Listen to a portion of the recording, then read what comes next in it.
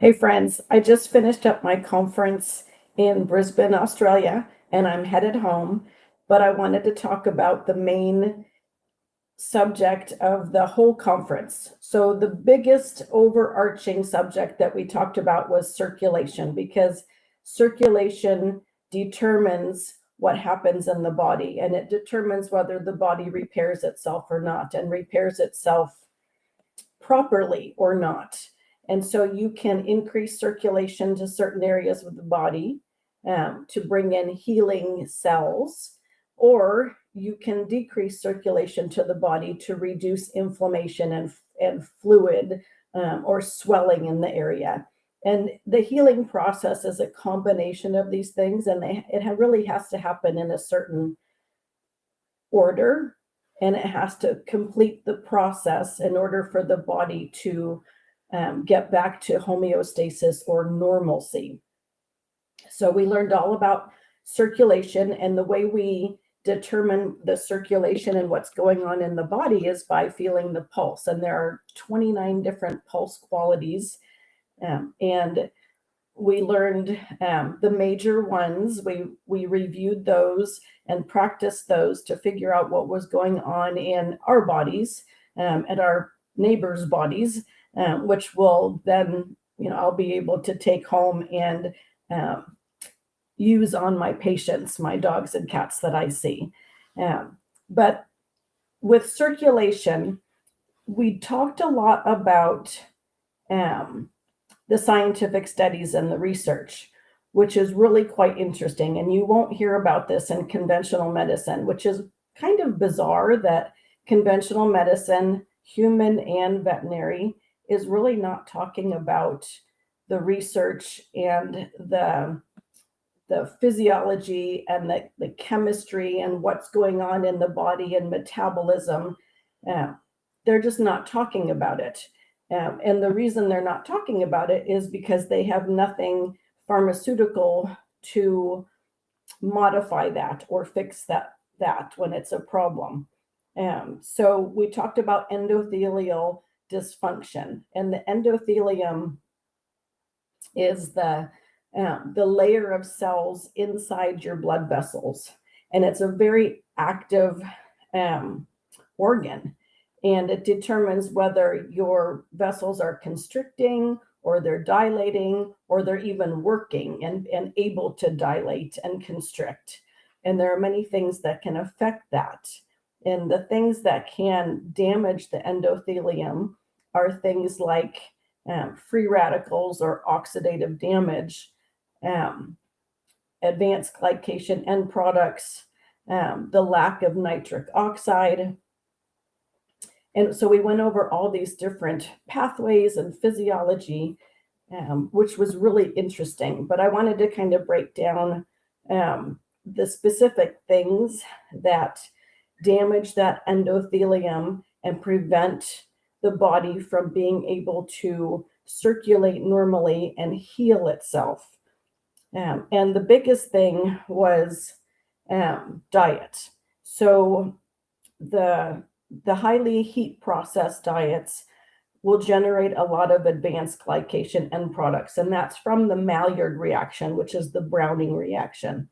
So what happens is when you heat foods, especially with the high heat, it generates these chemicals that then will damage the endothelium inside the blood vessels. So the high heat processed foods have a lot of these chemicals in them. Thereby, we're feeding foods that are causing inflammation in the body because it damages the inside of the blood vessels. They get leaky and they can't properly perfuse the body and then get into a healing session. So you have inflammation first, and then the body repairs itself and heals and everything tightens back up. Well, that doesn't happen when you damage that endothelium with chemicals like the advanced glycation end products. So diet is huge in our pets. It's also huge in us because that's what junk food is. Junk food is high heat processed food. But the other thing that will happen in both pets and people is glucose spikes. So hyperglycemia, when you get high levels of glucose in your bloodstream throughout the day, it just spikes like over and over. And we get that with the kibble and the canned foods because of the high carbohydrate content. And people get that with junk food, so same kind of thing. So if you're eating carbohydrates, especially throughout the day, without pairing it with the protein, you're spiking your blood sugar. And that will cause a lot of oxidative stress and deplete the nitric oxide, which then damages the endothelium and results in chronic inflammation.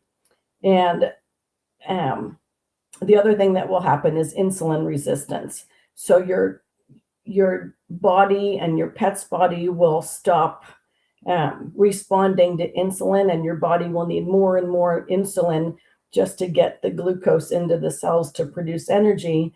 And the high insulin levels are also a cause of inflammation. And it's kind of a vicious circle or vicious cycle. And one of the major drivers of that is being overweight or obesity. So these problems will actually cause obesity, and then obesity in itself will continue that cycle because the fat tissue is actually metabolically active. It produces inflammatory products and just adds to the inflammation in the body. So you've got being overweight as a result of the junk food, and then the fat that has been caused then also generates more inflammation. So it just keeps going and going and going. Some of the other things that I found interesting that cause a lot of inflammation in the body and reduce nitric oxide and damage the endothelium and cause the endothelial dysfunction that is the cause of a lot of chronic diseases is periodontal disease or chronic dental disease, which releases a lot of toxins. So that's a big one in pets. And on the subject of toxins, we have things like pollution, but we also have things like pesticides, so your flea and tick products, and then pesticides that maybe you use on your lawn, so outside, and then toxins like your household cleaners and your fragranced candles and your Febreze plugins and all the chemical toxins that your pets are exposed to in the house and outside. So that's a big cause of inflammation or damage to the endothelium, which then causes a disruption in the body's healing processes and causes inflammation in the body. Some of the other things that cause it are oxidized or rancid fats, and that will happen in kibble. So when you open a bag of kibble, in a week, if you leave it out at room temperature, in a week, the fat that they've sprayed on the surface of the kibble to make it tasty, and the fat that's in it will oxidize and get rancid. And that happens in about a week. So if you don't keep your kibble in the freezer or the fridge, it'll get rancid, and you shouldn't be feeding it anyway, because that's our major problem in pets, right? So oxidized fats will cause endothelial dysfunction and inflammation in the body. And all chronic disease is a result of inflammation. So that's why we're talking about this, because it's basically the root cause of our chronic diseases: chronic kidney failure, cancer, heart disease. Anything you can think of is a result of what I'm talking about.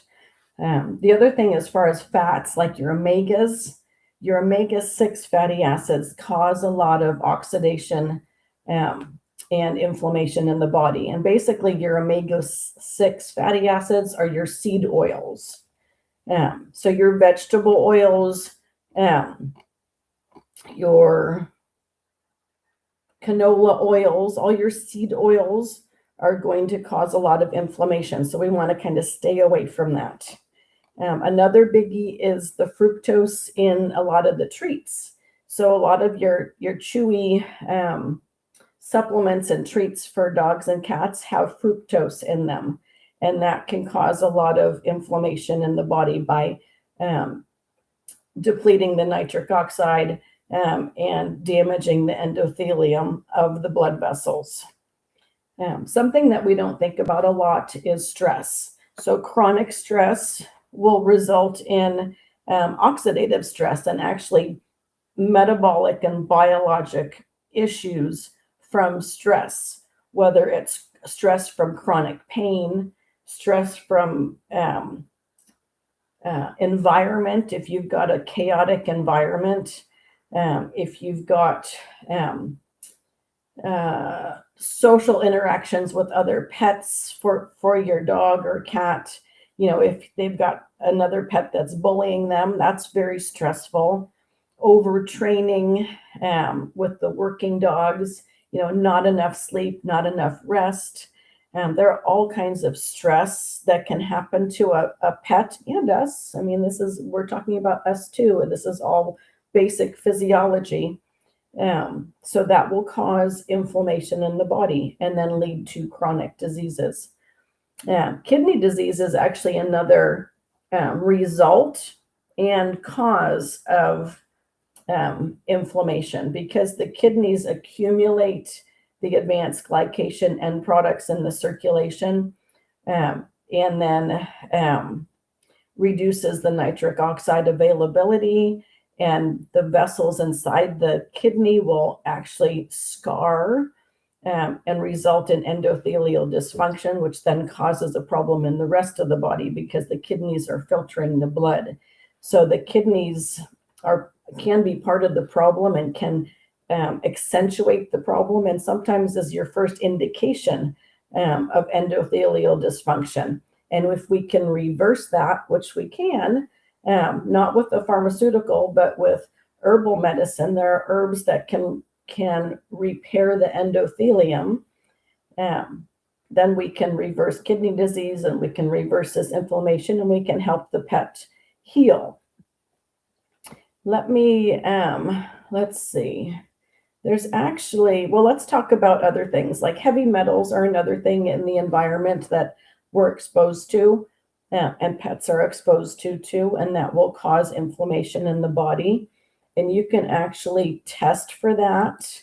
So let me put up a test. This is a pet fur mineral analysis test. And if you scan the QR code, you'll see that you can order this test, and it's really easy. You clip the hair and send it in, and you can find out what the mineral balance is or imbalance is for your pet, and if they're exposed to heavy metals. So that's a real interesting one.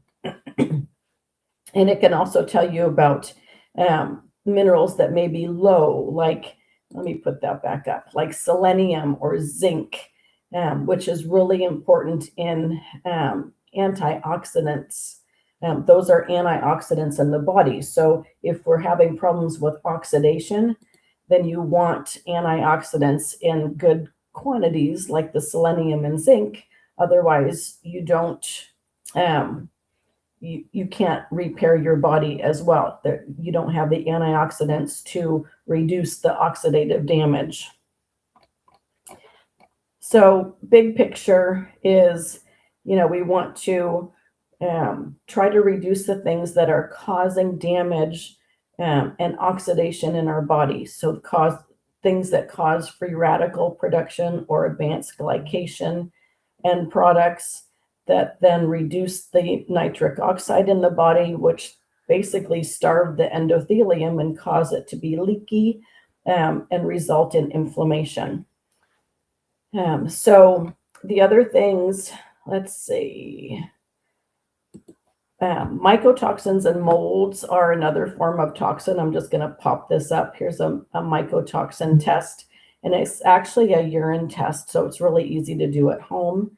But molds and mycotoxins are another form of toxin in the body that then cause oxidative damage and inflammation. So that's another thing that can happen. There are a lot of things that can happen. So I have written some articles, and there'll be one coming out next week on Substack that goes into detail on all this information. And I'm going to put the Substack QR code up so you can see that.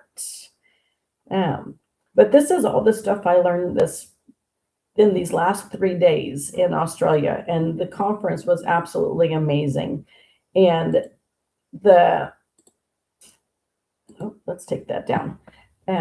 Learning about the physiology and and metabolism and the research going on. The research has been going on for decades on advanced glycation end products, nitric oxide destruction, endothelial dysfunction, causing the chronic inflammation in our bodies and our pets' bodies. And especially, I talk a lot about skin disease. Well, that's just the tip of the iceberg.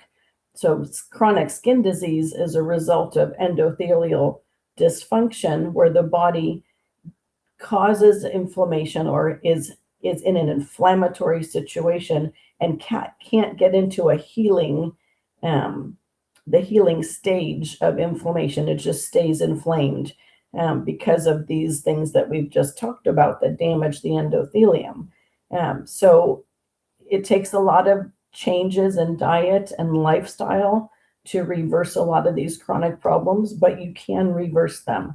And there are herbal formulas and herbs that will help do that. And that's kind of the key, is we choose different herbs and herbal formulas for different problems in individual animals to help them get into this healing phase and reverse the endothelial dysfunction, increase the nitric oxide, reduce the oxidative stress, and take care of the chronic disease. So it's possible. It's just not possible pharmaceutically, and that's why you don't hear about it. So because there's so much research, the research is actually focused on herbs and trying to isolate a chemical that they can patent and make into a drug to do this, but they haven't been able to for decades. So you won't hear about this. So that's why I'm telling you now. All right. So I'm going to go catch an Uber and go to the airport, and I will talk to you again. And